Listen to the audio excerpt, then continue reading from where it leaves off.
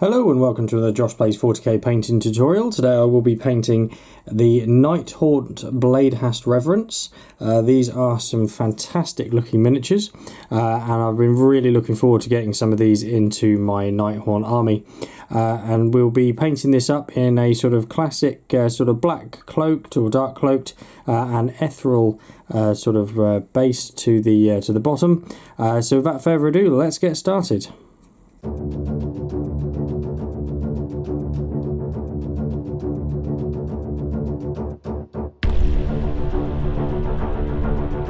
So as you can see here, we've base coated the miniature in white scar. This is a great starting tone to get the other colours onto, and especially when we get to that ethereal part later on. And the first colour we're going to be coming on to is corn red. Now, not all of the miniatures have these in the set, but this one in particular does, and it's the sort of trim around the top of the cowl here that we want to be catching. So the reason we're doing this now is because it is such a dark paint.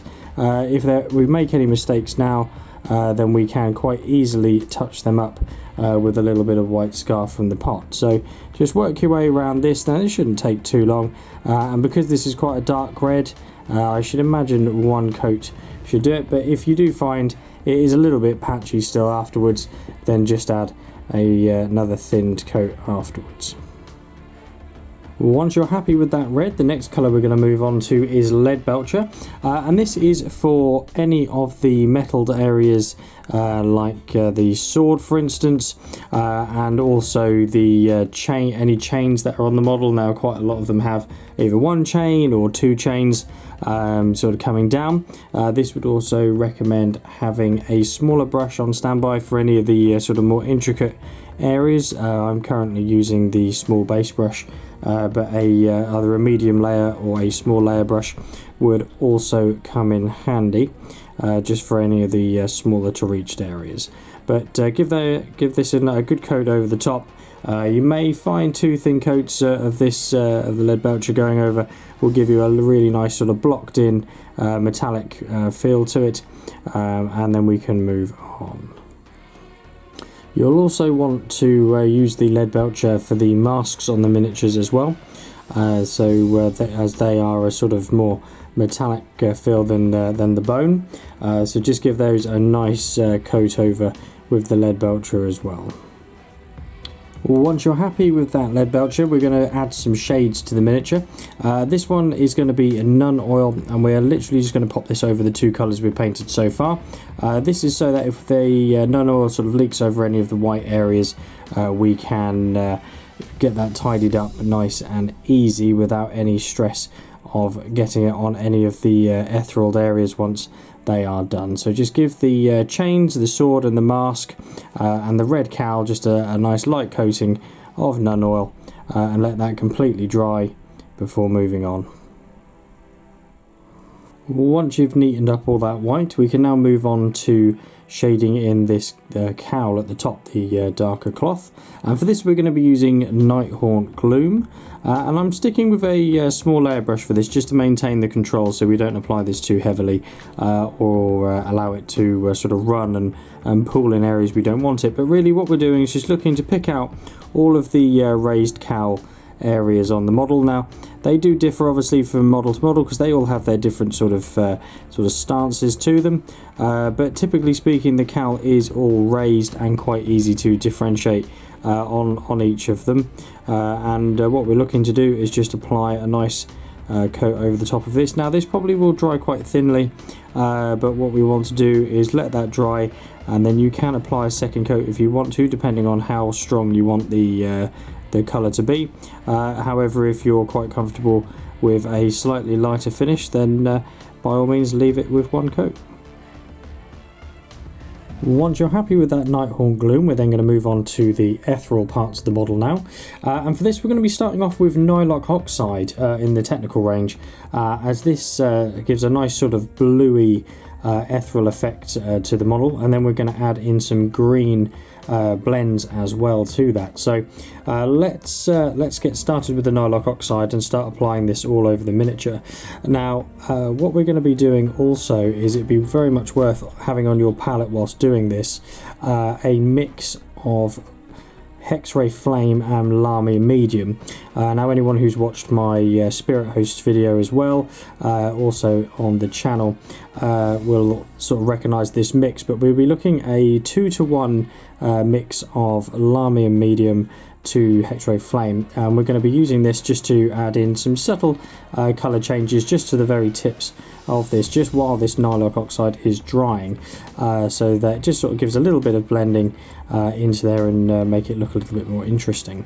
So what we want to do is just get this paint on to the miniature. Now obviously we are just using the Nighthaunt oxide straight from the pot, obviously quite handily that unlike quite a lot of technical paints, this one is still in circulation, so quite easy to come by, and hopefully will be for quite some time.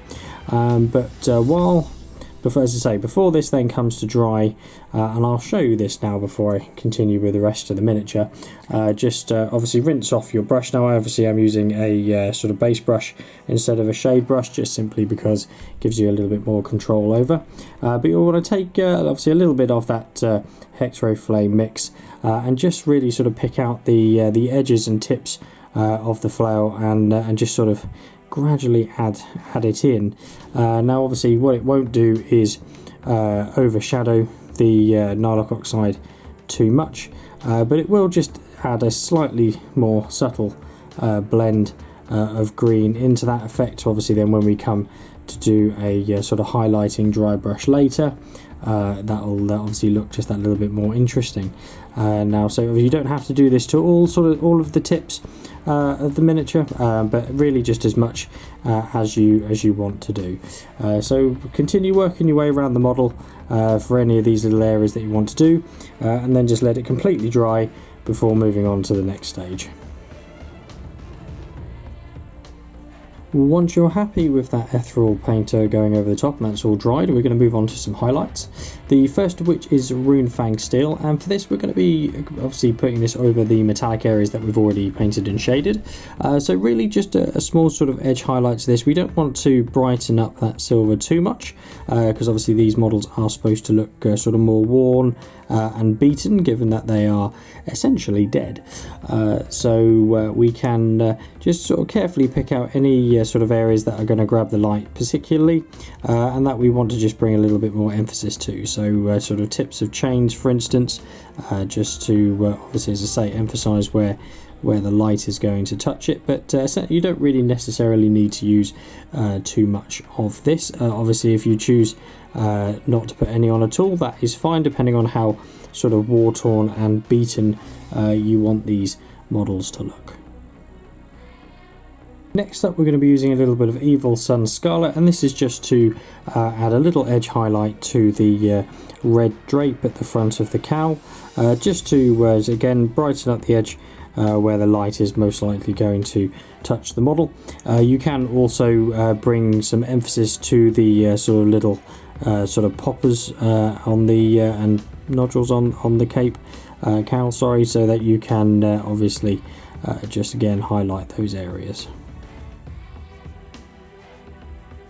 Once you're happy with that red, we're going to move on to a dry brush now of Ethereal grey, and for this is pretty much almost an all over dry brush, but what we're going to be doing is focusing predominantly on the ethereal area, and then the sort of quite the bottom part of the cowl, just to try and help blend it in to the ethereal, but leaving the top predominantly dark, to sort of give a sort of gradient as we go up. These models as well are quite flimsy on their bases, putting it one way, so I would highly recommend when doing this part bracing the miniature with a finger behind it, just to ensure that you don't get any breakages while doing this step. So just gently work your way around. You only really need to just sort of flick the brush over this area. You'll probably end up doing this just a few turns over, just to really build up the colour. But do take your time, work your way around the model, and then really we're then all set.